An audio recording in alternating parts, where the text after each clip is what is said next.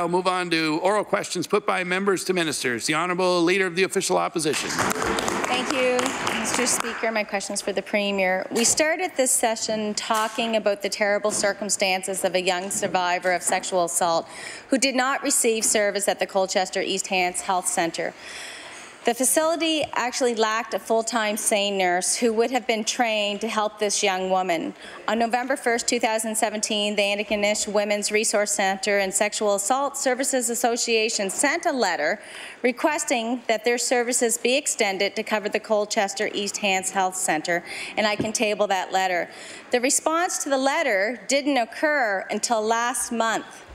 So can the Premier explain why it took 10 months for his government to follow up on this letter? The Honourable Premier. Thank you, Mr. Speaker. I want to thank the Honourable Member for the question. I want to assure her, Mr. Speaker, as has been the custom across this province, we continue to ensure that we continue to roll out the SANE program in communities across the province.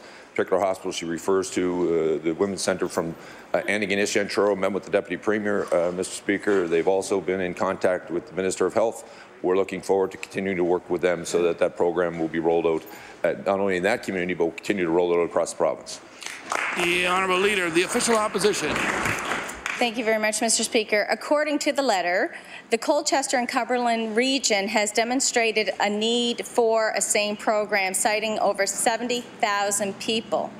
A proposal was costed out by the Antigonish Women's Resource Centre in consultation with Central Nova Women's Resource Centre, Colchester East Hants Health Centre, Colchester Sexual Assault Centre, Truro Police Service, Colchester RCMP, Department of Justice Victim Services, and the total cost of this program is $93,000 within an overall health budget of over, $4 billion? Almost a year later, a couple of awful stories and a community outcry, the government has finally decided the area needs a SANE nurse. So I'd like to know what changed to force this government to finally do the right thing. The Honourable Premier. Mr. Speaker, I want to tell the Honourable Member we committed to this program rolling it out across the province. She would know, Mr. Speaker, there are communities that currently have a SANE nurse that's working in that community. She would also know that we have opportunities, and more recently it was in Yarmouth that was announced. There's a position in the Valley that we're continuing to work with. As she would know, it would take a period of time to train for that specific specialty, Mr. Speaker. I want to assure the Honourable Member those community organizations that have reached out to our government continue to receive an open door. We'll continue to work with them, provide this service across the province. Again, I want to reiterate the Deputy Premier has met with this organization. She has met with the Minister of Health. The Minister of Health has also met with these organizations. We'll continue to make sure that we provide this service in communities across our province. The Honourable Leader of the Official Opposition.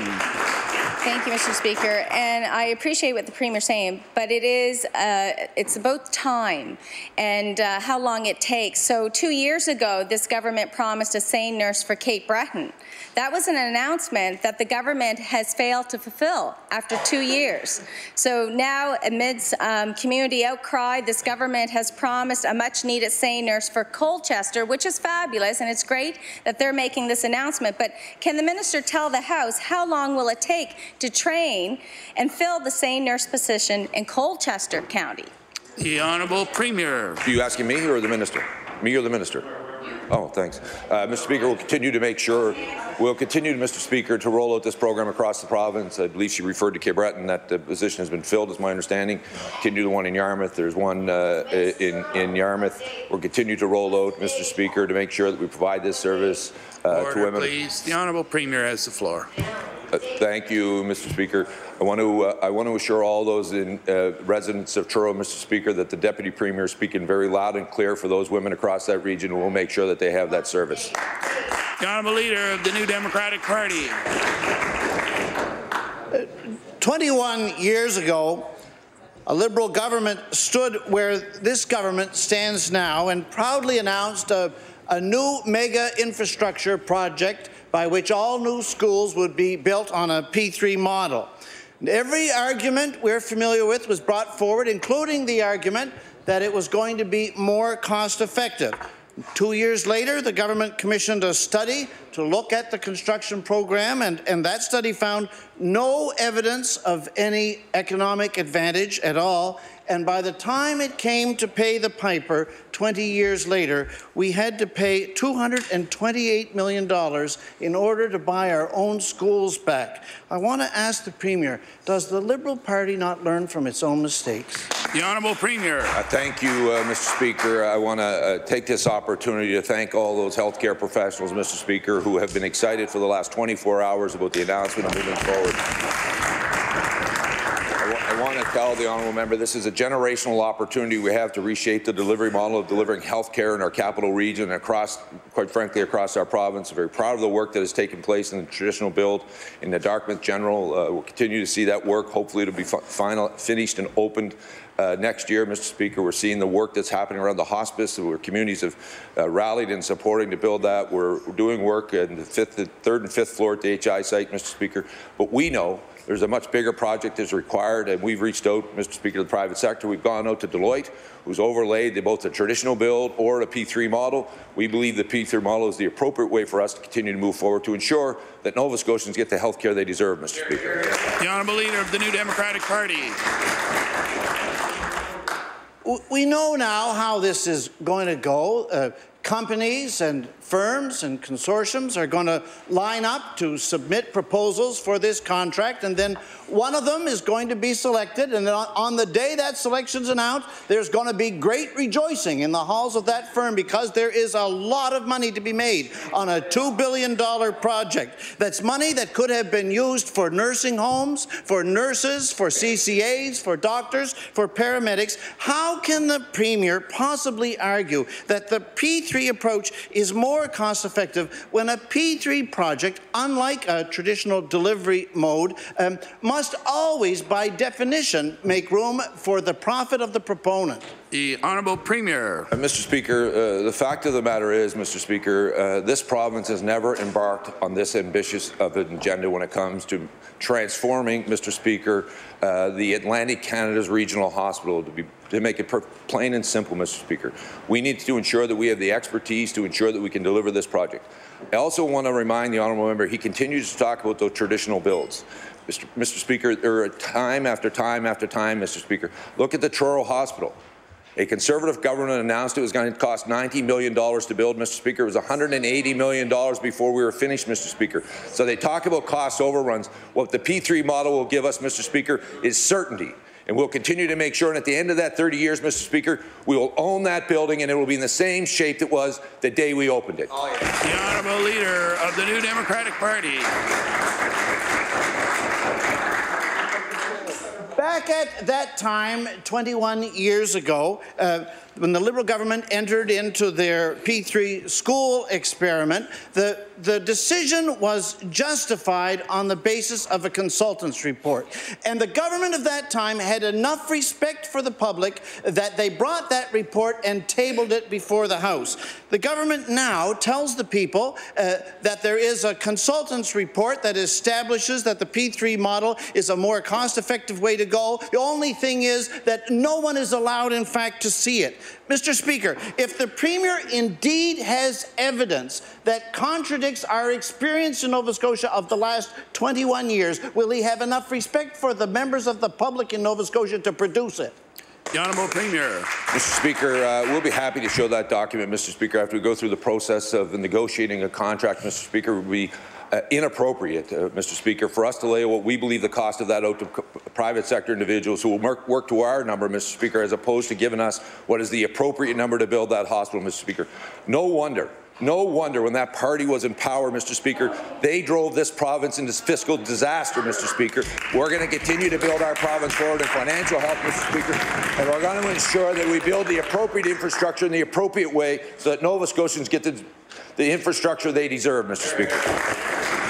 The Honourable Leader of the Official Opposition. Thank you, Mr. Speaker. My question is for the Minister of Justice. Yesterday, the Premier committed to tabling a letter from Chief Justice MacDonald resigning as Chair of the Chief Judge Appointment Advisory Committee. For the benefit of all members, the Chief Judge Appointment Advisory Committee is made up of lawyers, judges, and members of the public. As that letter was not tabled, I believe it must not have come to the Premier's office. So did the Minister of Justice receive a letter from Chief Justice MacDonald resigning as chair? And if he did, will he table it? The Honourable Minister of Justice. Thank you. Thank you, Mr. Speaker. I did, in fact, receive correspondence from the Chief Justice of the Nova Scotia Supreme Court. The Chief Justice clearly labelled that document as confidential, Mr. Speaker, and I respect the piece of correspondence that Chief Justice MacDonald authored. I don't believe that it would be appropriate, Mr. Speaker, to breach that confidence and respect. Honourable Leader of the Official Opposition.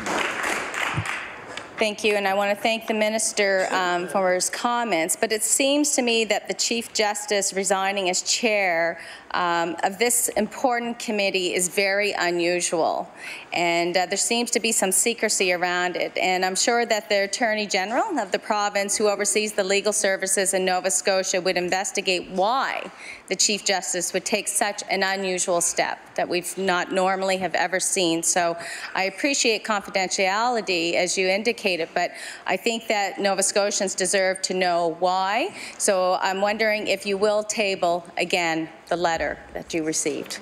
The Honourable Minister of Justice. Thank you, Mr. Speaker, and I think it's appropriate to recognize and acknowledge the leadership of Chief Justice MacDonald and the role that the judiciary are playing in today's society, much different than 25 or 30 years ago when I was first exposed to the system. Mr. Speaker, the correspondence that Chief Justice MacDonald has authored was labelled confidential. That piece of correspondence, Mr. Speaker, is protected under the FOIPOC Act, Section 4(2)(c)(d), I believe.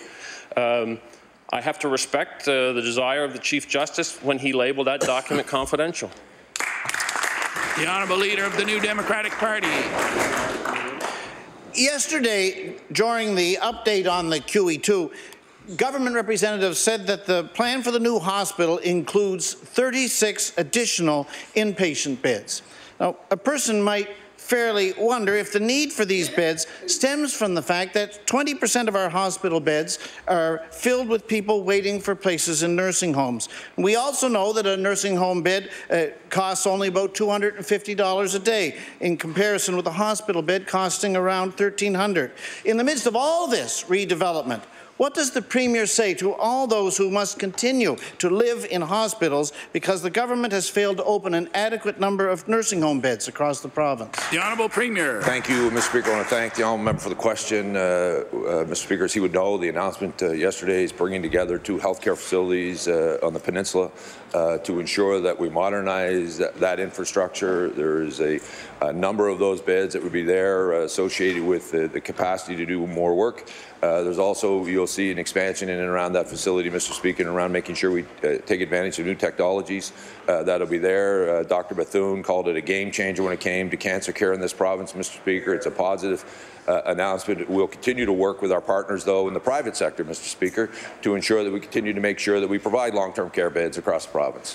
The Honourable Leader of the New Democratic Party. Well, there is so much evidence that our hospitals' emergency rooms around the province are being backed up by the high proportion of people there in the category of alternate level of care.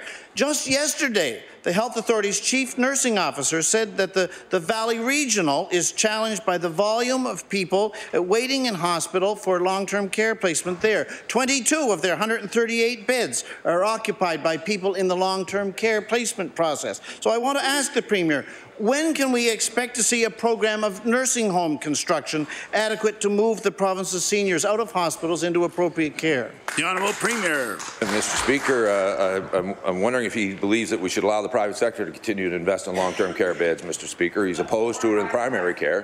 Fact of the matter is, Mr. Speaker, we've announced an additional 100 long-term care beds in Cape Breton. When the redevelopment that'll take place, that's doubling what's currently there. I think it's 50 that'll be added to that. We know there's some other need in that particular region. We're looking at what is the best option for that.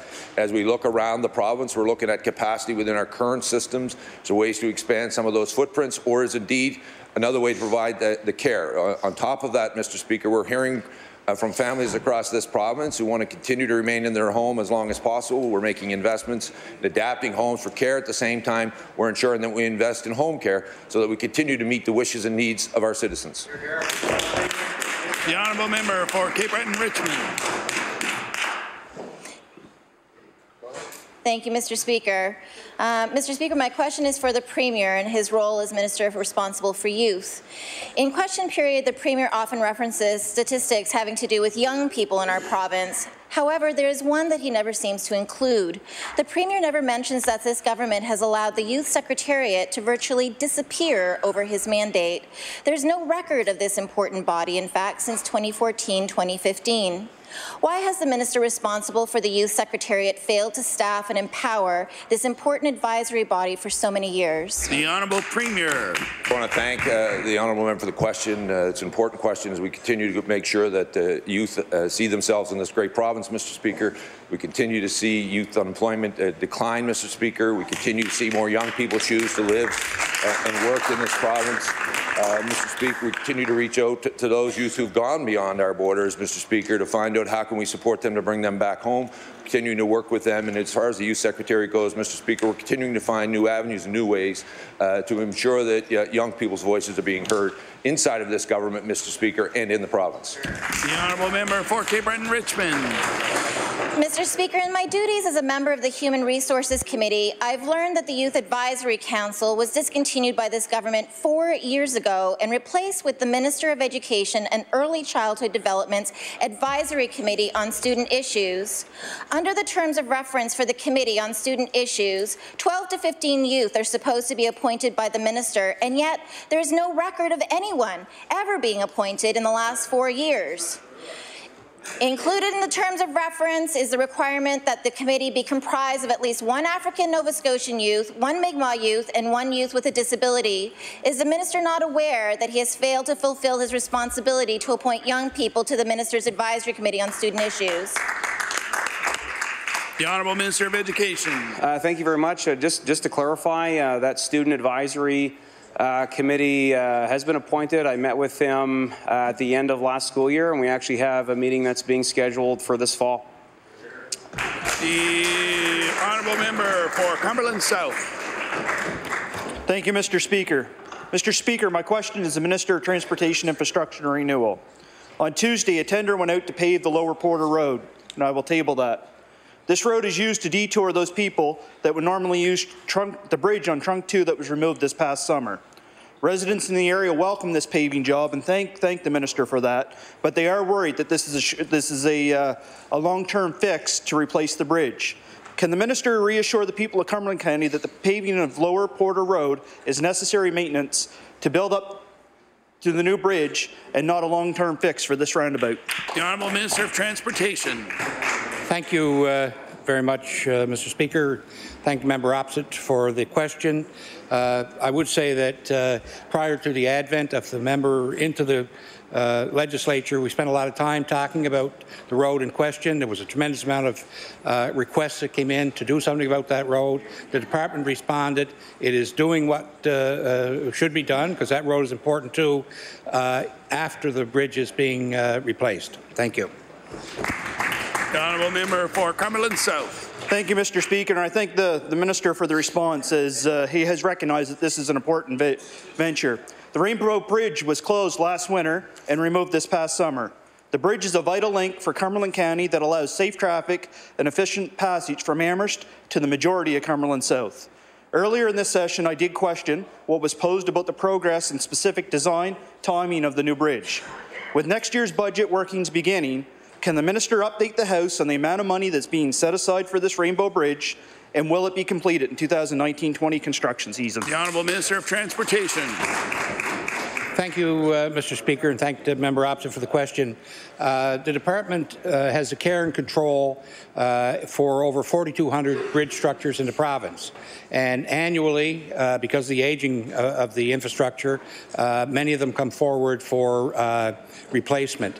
In this particular instance, this bridge is just about ready to come out of the design process. I don't have the amount that it might cost at this point in time, but it certainly is a priority for the department. Thank you.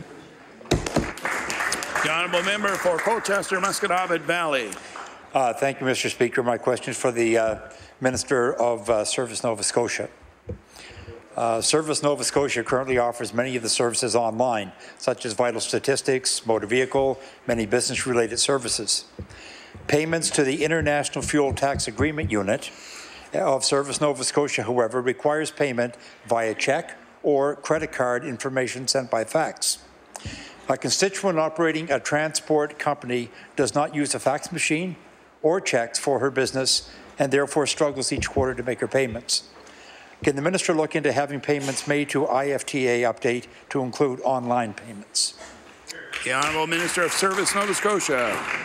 Thank you, Mr. Speaker, and I thank the member for the question. It is an important one, and it's one that it's really about the inner workings of government, and every government across the country is dealing with the same thing, although not as aggressive as Nova Scotia is. Access Nova Scotia is the face of our government, really, and it's the touch point for many Nova Scotians. But yet, as my colleague, who is now the Minister of Justice, says, it's a digital age, and we operate an analog government, and that's where we're at. It's hard to fathom that we can't accept payments online by way of any of the online e-commerce mechanisms, and we're resorting to checks and cash in some cases. So, Mr. Speaker, we've committed to a digital transformation that will be incredibly a large investment on behalf of Nova Scotians that will completely transform all of our registries and all of Access Nova Scotia. We'll get there soon. The honourable member for Colchester-Musqueam Valley. All right. I know this kind of an issue seems minor in the grand scheme of things, but a lot of the concerns that come through my office have to do with people just trying to maneuver through the system. And I know the minister has been looking at reducing the red tape and making this province more business friendly. So the question, can the minister update this House on whether there are other business transactions that do require faxes and checks as opposed to modern online transactions? The Honourable Minister of Service, Nova Scotia. Thank you, Mr. Speaker, and the answer is yes. With the 4 registries, land registries, vital stats, joint stocks, all of our birth certificates, and all of the functions and services that are offered by Access Nova Scotia vis-a-vis the Service Nova Scotia programs, there still is antiquated mechanisms whereby a digital payment isn't possible. So again, that's something that's at the forefront of our planning for the digital government and the digital transformation. Again, it'll be tens of millions of dollars to implement, and it'll take a number of years to design. And I know that the member would feel this from his constituents. The land registry system is one example that is extremely antiquated. We've got to make government more accessible by online means, and we're certainly endeavouring to do that. Thanks. The Honourable House Leader for the New Democratic Party. Thank you, Mr. Speaker. My question is for the Premier. In the spring of 2017, the government announced it had paid $7.5 million for 15 acres of land in Bayers Lake Park for a site of a new outpatient centre. The government paid more than 10 times the assessed value of at that time, Mr. Speaker. Meanwhile, the government already owned the land around the Cobequid Centre, Mr. Speaker. So I'd like to ask the Premier, can the Premier explain why his government thought it was in the public interest to overpay for a piece of private land rather than expanding the Cobequid Health Centre? The Honourable Premier. Thank you, Mr. Speaker. First of all, I want to thank the Honourable Member for the question. The piece of property that we bought in Bayers Lake, Mr. Speaker, is one that would be completely pad ready, all the services provided, the roads added to it, all of the things that would allow us to start building on it. But to his point, for his constituents, Mr. Speaker, the Cobequid was part of the conversation about when we looked at the redevelopment of delivering health care services in the capital region. The reality of it is, Mr. Speaker, with the population growth that we've seen in and around the Clayton Park and the Timberley prospect, it was deemed that it would be more appropriate, Mr. Speaker, to spread those services out and provide some of those in that particular community where we've seen a tremendous growth in residential communities. The Honourable House Leader for the New Democratic Party. Thank you, Mr. Speaker. The interesting thing, some 17 years ago, the former government, Progressive Conservative government, was looking at replacing the Cobequid Centre. They were in the same position. They were looking at trying to move that and buy a piece of land. But they realized if they owned land, it was probably most appropriate to keep as much money as possible delivering frontline health care. The Cobequid Centre was meant to be built onto, upwards, and there's access to the highways all around, Mr. Speaker. It's an amazing facility. I want to ask the Premier, will he ensure that with the $2 billion+ being potentially spent for the redevelopment of the QE2, that the Cobequid Centre has a fair shake and we see improved access to care there as we move forward? The Honourable Premier. Thank you, Mr. Speaker. We're very proud of the work that our healthcare providers are doing at the Cobequid Centre, Mr. Speaker, provide services to those of us who live outside of HRM. Mr. Speaker, my family has gone into that particular facility. We continue to enhance that work that is there. Grateful for the community that continues to embrace the Cobequid Centre. When we looked at the overall footprint, though, about delivering health care across the province and this opportunity that we had before us, it was continue to look at what the Cobequid Centre had. How do we look at what's happening in the Dartmouth side and Dartmouth General? At the same time, when we saw traffic patterns and the growth of residential populations, Mr. Speaker, it made more sense that we continue to ensure that the Cobequid Centre will be there for generations to come, and we continue to improve services at that facility. At the same time, we build this primary care outpatients clinic where we see that growth, and the 103 is coming in, and we're seeing a tremendous growth in the people who are moving in Halifax. The Honourable Member for Cumberland North.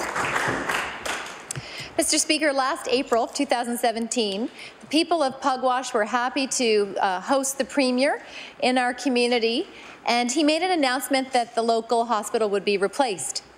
With the local mining industry, agricultural industry, and the seasonal population growth that triples, there certainly is a need for a new facility that includes diagnostic imaging, lab services, urgent care services, and observation beds. Would the Minister of Transportation and Infrastructure Renewal be willing to update the construction plans today for the North Cumberland Memorial Hospital and also ensure that there is a public update for the community? The Honourable Minister of Transportation. Thank you very much, Mr. Speaker, and thank the member opposite for the question. I'll undertake to bring you some current information on that project. Thank you. The Honourable Member for Cumberland North. Thank you to the Minister. Of course, the people of Pugwash and area are worried that they may have fallen prey to politics. A new facility has been promised, often strategically, right before elections on a few occasions, but they have yet to see a new facility, a new hospital. Will the Minister of Health guarantee the people of Pugwash and area that the latest announcement was more than an empty election promise and that we will see groundbreaking soon and not just before the next provincial election? The Honourable Premier. Mr. Speaker, I want to thank the Honourable Member for the question. Mr. Speaker, I was actually in that community making that announcement. We'll continue to keep our commitments to that particular community as we will to the entire region of Cumberland, Mr. Speaker. I had the good fortune, Mr. Speaker, of entering the healthcare system this summer through the hospital in Cumberland, Mr. Speaker, and the service that I received in that facility was top-notch, Mr. Speaker. Unlike the Honourable Member who held a political rally on the front lawn of that, and the only way you could actually get to speak at that is if you had a Tory card membership. Fact of the matter is, we're working with the people of that community to continue to ensure that they have healthcare services, Mr. Speaker, that they deserve. The Honourable Member. The Honourable Leader of the Official Opposition. Mr. Speaker, my question is for the Premier. Everyone in Nova Scotia now knows that the installation of a new effluent treatment facility for Northern Pulp waste should have been a Class 2, not a Class 1. However, the cleanup of those exact same toxins in Boat Harbour will require a Class 2. Even with only a Class 1 assessment, we are still behind the 8 ball because there has yet to be an application filed by Northern Pulp. Pictou Harbour freezes in the winter. Sometimes the ice doesn't go away until May. That limits the number of days that workers can install the pipe. By what date does the Premier believe Northern Pulp must commence the installation of a pipe into the Northumberland Strait in order to meet the 2020 deadline of the closure of Boat Harbour? The Honourable Premier. Speaker, I want to thank the honourable member for the question. Our government made a commitment to the First Nations community, Mr. Speaker, that we would keep our commitment of cleaning up Boat Harbour. We will keep that timeline, Mr. Speaker. Quite frankly, that the Boat Harbour has been cited next to the Aboriginal community for no other reason, Mr. Speaker, than it was next to an Aboriginal community that has been ignored by successive governments. We are not going to allow that to continue to happen. We're going to make sure we clean up Boat Harbour to ensure that we continue to work with that community. As far as, Mr. Speaker, when it comes to Northern Pulp, it is a private entity. It will have to meet the obligations. It will have to go through the commitment of ensuring, quite frankly, Mr. Speaker, that it meets the environmental obligations to this province. They'll determine when they put it in, but let me tell you, we are keeping our commitment to closing Boat Harbour. The Honourable Leader of the Official Opposition. My question wasn't really about Boat Harbour. It was about what timeline to install the pipe. And we all know this is a very delicate issue for not just Pictou County, for all of Nova Scotia. We know that there are thousands and thousands of jobs on both sides of the issue. And I realize the challenge of jobs over environment, environment over jobs, and jobs over jobs in this situation, because we have two different industries at odds, and they both matter. I understand that the government is confident in the timeline. The Minister of Transportation says it will be installed, but we've reached a point, Mr. Speaker, in the calendar where prudent planning would insist that there should be a contingency plan. So in the event that the Strait Pipe is not operational by January 31st, 2020, when Boat Harbour closes, has the Premier come up with any type of contingency plan and work with Northern Pulp to ensure that they continue operation? The Honourable Premier. Mr. Speaker, Northern Pulp will make a decision, Mr. Speaker, about the viability of their about that mill. They'll continue to go through the process. We know we have an obligation, Mr. Speaker. We're closing the Boat Harbour 10 years earlier, Mr. Speaker. There's a liability on our side. We'll continue to make that forward, Mr. Speaker. But she should go to the Board of Directors of Northern Pulp, Mr. Speaker, and ask one of them when they're going to put it in. The Honourable Member for Inverness. Mr. Speaker, a question for the Minister of Transportation. When discussing Route 19 access at the Port Hastings Rotary, the Minister stated how important the golf courses are to the economy in Inverness. And Mr. Speaker, we are certainly in agreement on that. I think about Route 19 through Strathlorne, approaching Inverness and from the south. And I think about how important this road is, the traffic volumes for people who are accessing those courses, and all of the other tourism assets we find in Inverness County. Would the Minister agree that while this section is on the capital plan, it should be moved up so that it is paved next summer? The Honourable Minister of Transportation. Thank you, Mr. Speaker. And as I reflect back on the importance of Route 19 and the wonderful county of Inverness, how important it is to the mosaic of Nova Scotia, I think back to a previous Conservative government many years ago when the Honourable Fisher Hudson was the member for Victoria, and the discussion was abounded around where the Cabot Trail should actually be located. And the decision was taken at that point in time to move the Cabot Trail out of Inverness and have it coming out at the intersection of 104 at Middle River. So in terms of, despite receiving that probably bad news for the people in that area, Route 19 remains very important. We have an ambitious plan for repaving in the area, and we will continue with that plan, Mr. Speaker. The Honourable Member for Inverness. Mr. Speaker, if the Minister would see to it that it be repaved next summer, I may be able to point him in the direction of some moonshine. And I would ensure, Mr. Speaker, that it would fall within the amounts of the Conflict of Interest Act. And while I've never witnessed its production, I did see it coming out of a trunk at a dance in Glencoe Mills a number of years ago, and a gentleman shared with me, he compared it to homemade cheese. He said it had much more taste than that which you find in the store. So I don't know if it's appropriate, Mr. Speaker, but if the Minister would take that into account, the traffic volumes on the road, The fact that there's joints on the road from the last time it was paved, and not those kinds of joints, but actual joints in when it was paved that were left there that shouldn't have been. Would the minister consider these points and consider moving up that paving for next summer? The Honourable Minister of Transportation. Thank you very much, Mr. Speaker, and thank the member opposite for the question. And there was a time I would have taken him up on the invitation for his imbibements there, but I'm not in that league anymore. All the roads in that area are important. I would suggest to the member that he take advantage of the consultation that we're currently in now with the department, talking to all members of the House as to what their priorities might be for the upcoming year before we set the budget. We listen intently to that, you know, we've got the paving program. We also have the gravel road program, and the members are very important to influencing where that money is spent. Thank you. The Honourable Member for Cape Breton Centre. Thank you, Mr. Speaker. Mr. Speaker, my question is for the Premier. Yesterday, during his announcement about the new hospital in Halifax, the Premier said that the QE2 Foundation wouldn't be alone in fundraising to chip into the cost of the redevelopment. In fact, he said that all the regional hospital foundations are working together to raise money to support the new QE2. Mr. Speaker, will the Premier confirm that Cape Bretoners are being asked to raise money to fund the hospital in Halifax while their own hospitals are being permanently closed? The Honourable Premier. Thank you, Mr. Speaker. I want to thank the Honourable Member for the question. What I said, Mr. Speaker, is that it is not just up to the foundation here in Halifax. It will require all Nova Scotians and Atlantic Canadians to ensure that we have a world-class tertiary care centre here in Halifax to provide the services not only to the citizens of this great province, but indeed the region. There are people coming into this province every day to get care. We're going to ensure, Mr. Speaker, that we provide them the appropriate infrastructure, Mr. Speaker, so that the great healthcare professionals that we have can continue to deliver the high-quality care they've been doing. The Honourable Member for Cape Breton Centre.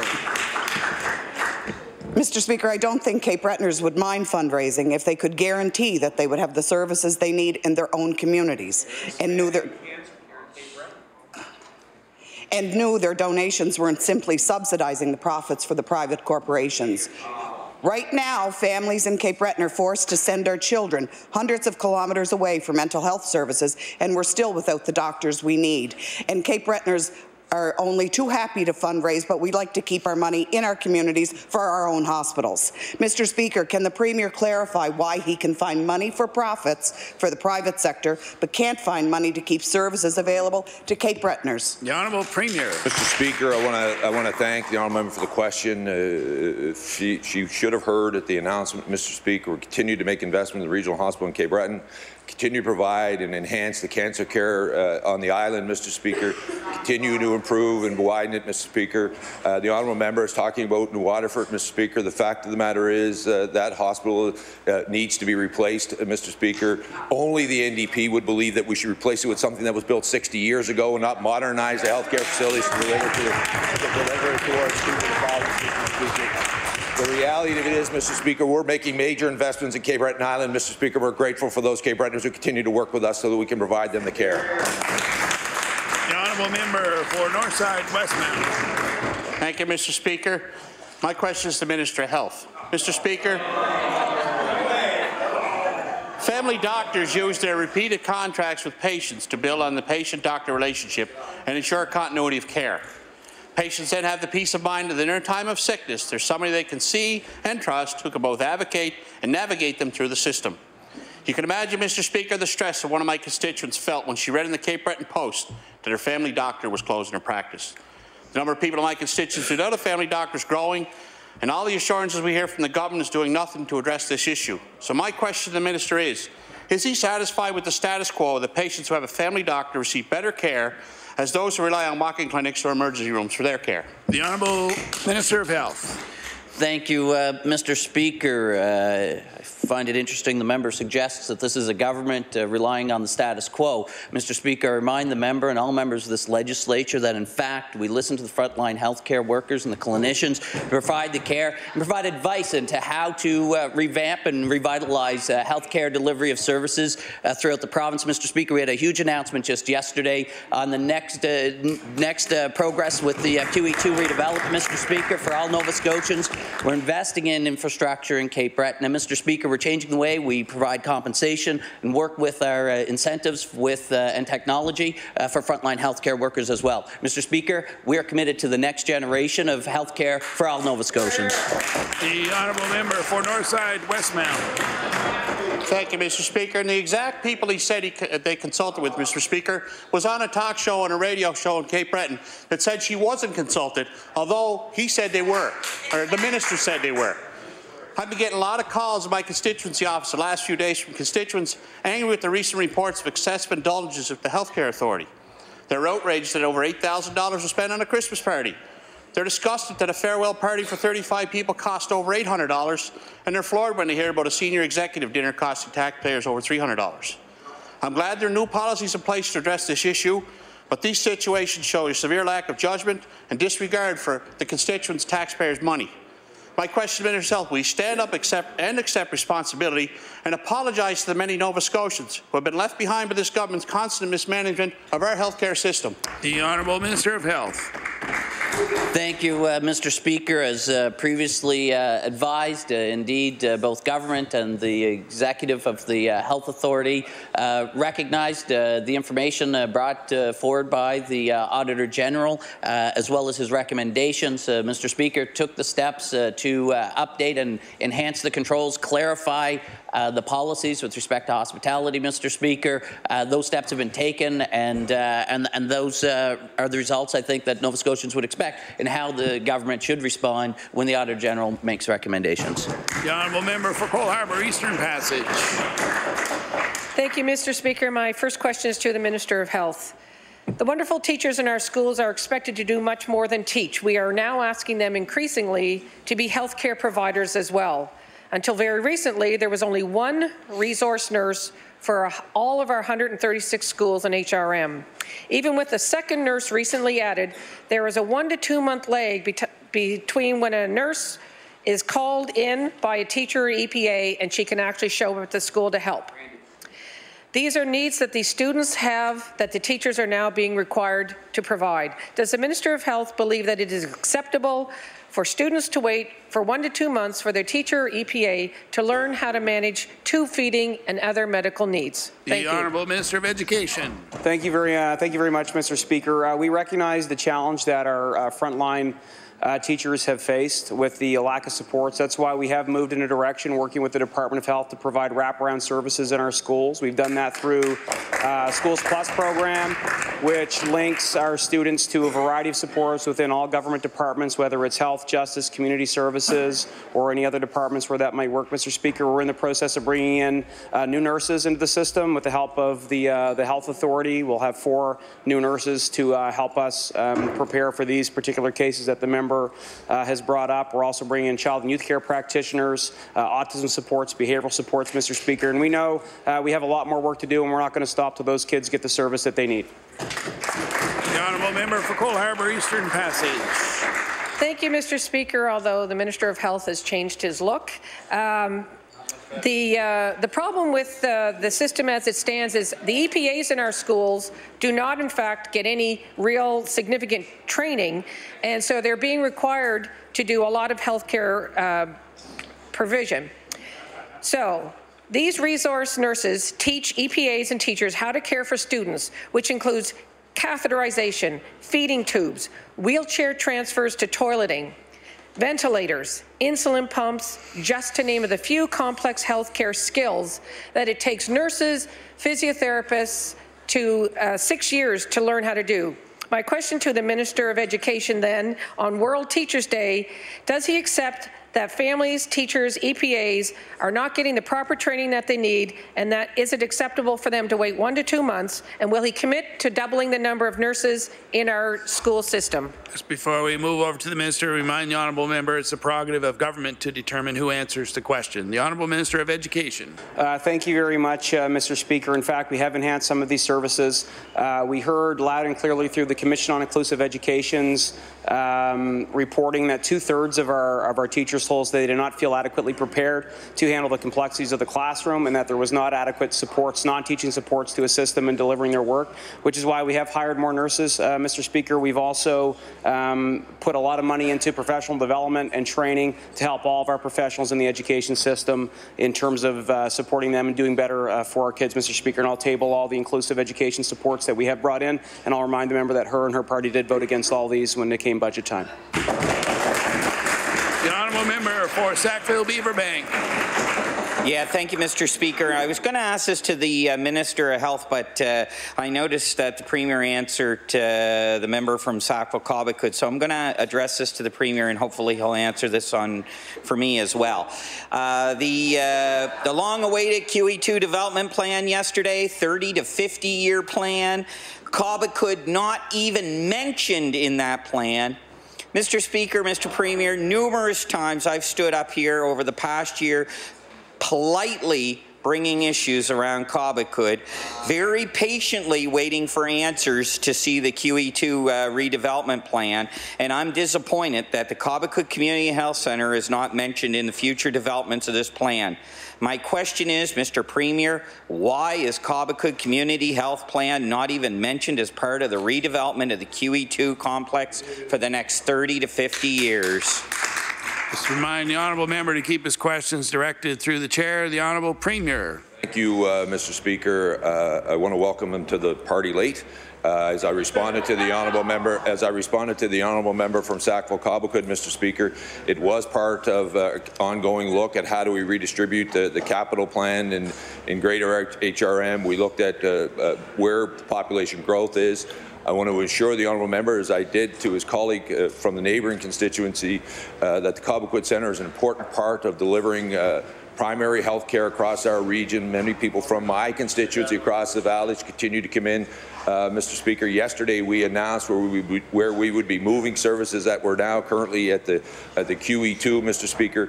We didn't mention all of the hospitals in the province. We mentioned those that would be impacted directly by these changes. But I want to assure the honourable member that the Cobequid Centre is an important part of delivering primary care to our citizens, and will continue to make those investments when required. The honourable member for Sackville-Beaverbank. Thank you, Mr. Speaker. Thank you, Premier. This through to the Minister of Health. So Sackville-Beaverbank area is one of the fastest growing areas. I've mentioned numerous times my concerns. Now with this 30 to 50-year plan, those concerns are even higher. And I will say, I'm at the party, but obviously I'm the wallflower, okay? So I've noted many times clinic hours at Cobequid are limited. They're only from 7 a.m. to 3 p.m. for services. ER is only open from 7 to midnight.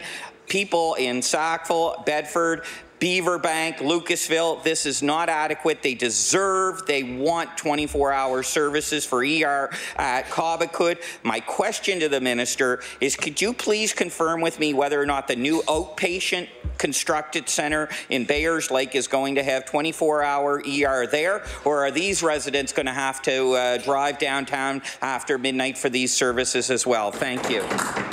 I'd like to once again remind the honourable member to keep his questions directed through the chair. The honourable Premier. I want to assure the honourable member, the Minister of Health, currently the former Minister of Health, the former Minister of Health, the former Minister of Health, all recognize the important part of Cobequid when it comes to delivering services, not only to the constituents that he represents, but indeed to the broader province across the province. He would also know, under successive governments, those in charge of the Cobequid have laid out what they believe is the best model for them to be able to deliver services.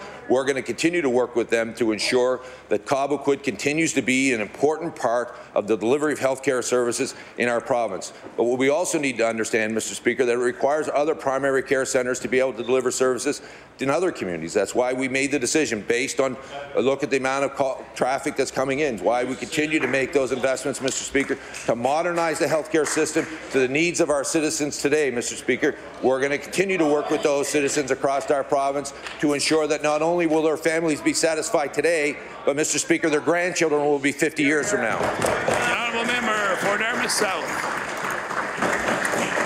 Mr. Speaker, my question is for the Premier. The Premier has finally announced a $2 billion investment in the province, one that is very welcome and long overdue.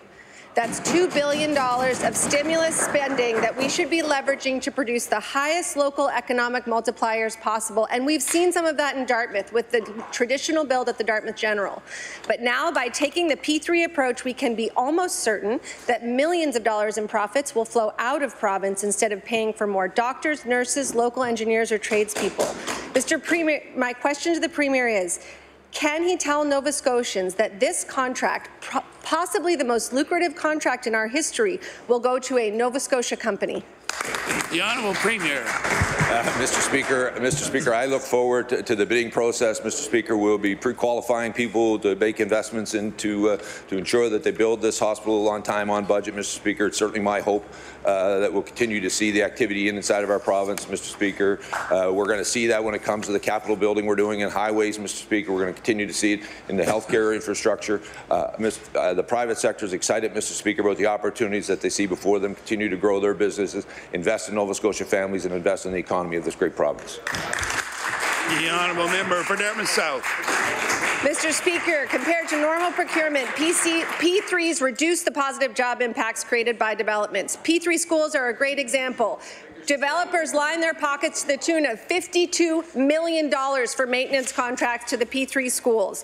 How will the Premier ensure that design— Time allotted for oral questions put by members to ministers has expired. We'll now move on.